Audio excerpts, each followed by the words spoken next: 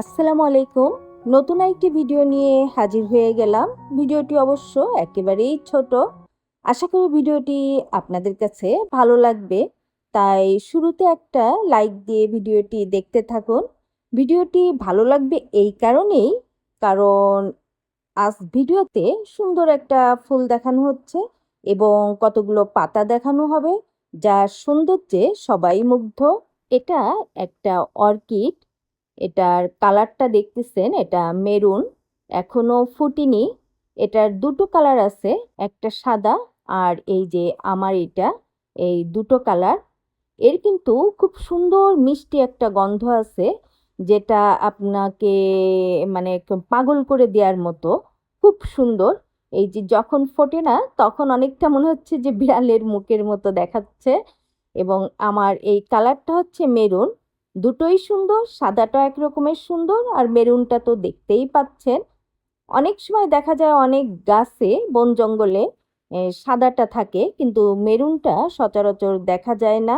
গত বছরেও কুড়ি আসার পর ঝড় হয়েছিল, যার কারণে থুকাটা ঝড়ে পড়ে গিয়েছিল, ফুল আর ফুটতে পারেনি।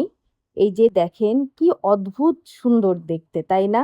অনেকটা নোসপিনের মতো, চারপাশে মেরুন কালার আর ভিতরে একটু গোল্ডেন টাইপের ডটের মতো। রাতে আমি হয়াকে আমার বেডরুমে নিয়ে এসেছি এর মিষ্টি সুবাসটা পাওয়ার জন্য। এইরকম কয়েকটা হয়া বাসায় থাকলে আর কিন্তু আপনার কিছুই লাগে না, আপনার মন এমনিতেই ভালো হয়ে যাবে।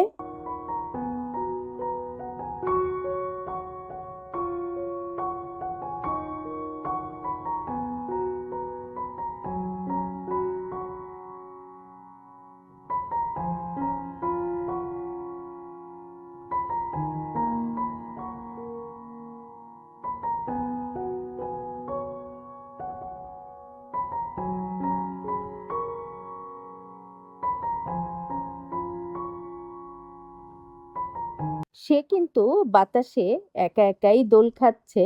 তারপর আমি একটু দেখার সৌন্দর্যে ওকে উঁচু করে ধরলাম।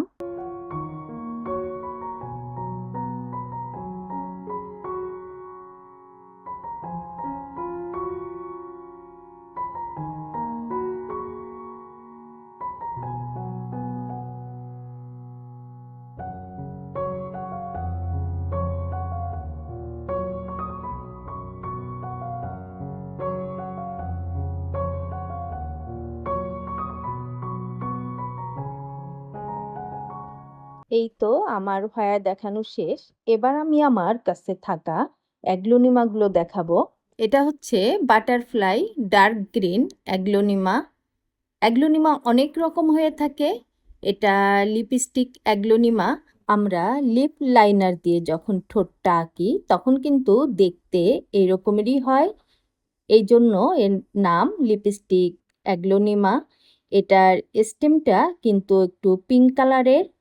আর এটা হচ্ছে রেড কিং। অ্যাগ্লোনিমার পাতা যত মোটা হবে, তার দামটা তত বেশি হবে। ছবিতে যেরকম টকটকে লাল দেখতেছেন, বাস্তবেও কিন্তু এইটা কালার একই রকম।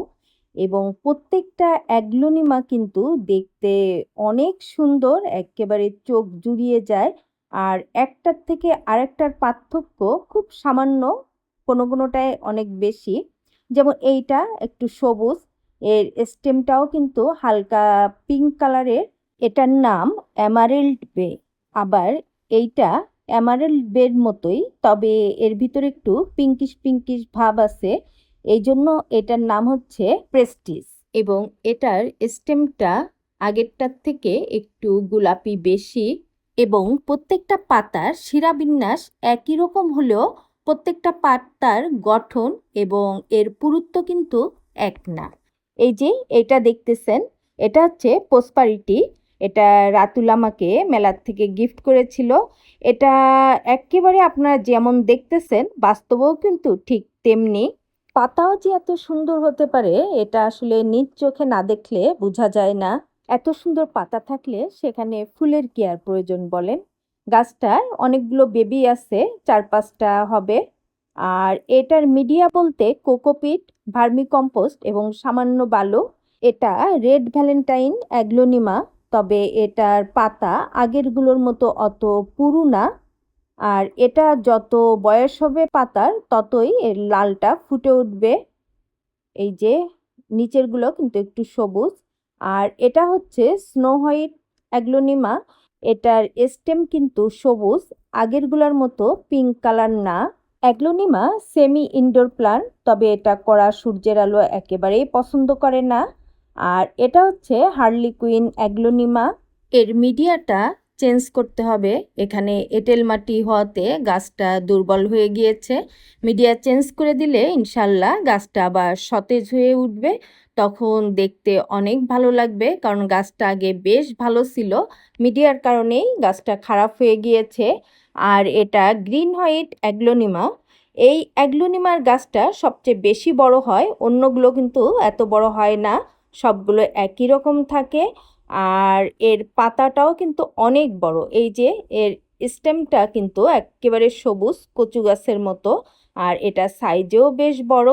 এটা চাইনিজ এভারগ্রিন অ্যাগ্লোনিমা। এই অ্যাগ্লোনিমার পাতাটা অন্য অ্যাগ্লোনিমার পাতার থেকে একটু লম্বা এবং চিকন। অন্য সব অ্যাগ্লোনিমার পাতাগুলো কিন্তু প্রায় একই টাইপের। আর এই যে এখানে দুটো অ্যাগ্লোনিমা দেখতেছেন, মনে হচ্ছে একই রকম, কিন্তু আসলে না, একটা বেশি সাদা। এই সাদাটা হচ্ছে হোয়াইট প্যারাগন, আর আগে যেটা দেখিয়েছিলাম ওটা তো স্নো হোয়াইট। তবে এগুলোর পাতা একটু পাতলা। আর এই অ্যাগ্লোনিমার নামটা আমি ভুলে গিয়েছি, পরে মনে পড়লে আবার আপনাদের জানাবো। এই তো আমার সংগ্রহে থাকা অ্যাগ্লোনিমাগুলো আপনাদের দেখিয়ে দিলাম।